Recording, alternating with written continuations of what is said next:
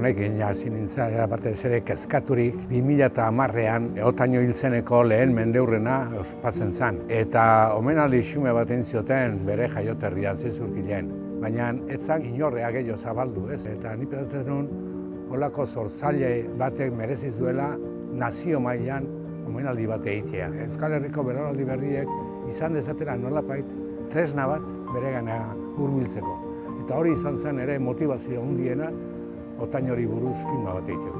Nire asmoa ez zen hasiera batean auzolanez ekoiztea filma. Ez ekoiztea, ez zuzentzea, baizik eta Pello Mario Otaino gorpuztea hori zen nire ideia.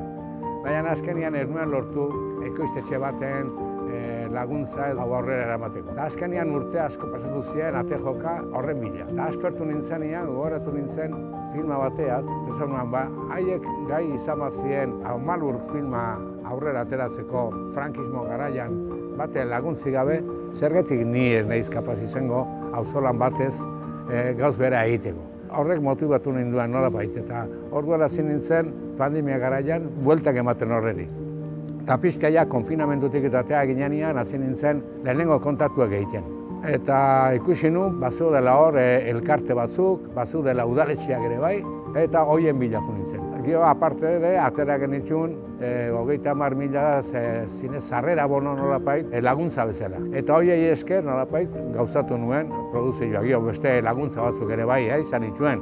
Hola, osatu nuen ekoizpena nolapait. Izendatu genuen azaroaren 30ean, bere jaioterrian Zizurkilen, eta gero hasi ginen gure auzolankidei eskaintzen. Eta dagoeneko egin ditugu hilabete hauetan, 60 piku emanaldi. Jende kopurun aldetik ere desente, osea media politatea dugula, 60 bat pertsona edo filma bakoitza ikusten. Horrek esan nahi du, ja dagoeneko 3.600 bat pertsona edo ikusi dutela, eta esan behar da gogoz hartzen dutela filma. Eta nolapait ere jende asko gaina oso unkiturik ateratzen da.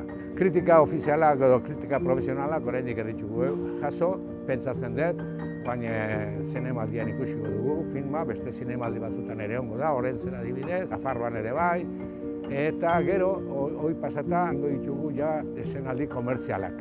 Eta behar bada hor izango da artean nolapait kritika profesionalak edo jasotzen. Zin izan genuen dena batea jarraian grabatu. Grabatzen genuen xoxak sartzen ziren neurrian. Postprodukzioa oso askar egin genuen berehala, eta azaroaren 30ean ja esenatzen genuen Zizurkilen. 60 piko emanaldi egin ditugu, eta jendearen harrera oso ona izan da. Beraz, hori ere espero dugu Donostiako zinemaldian. Gauza bera gertatzea.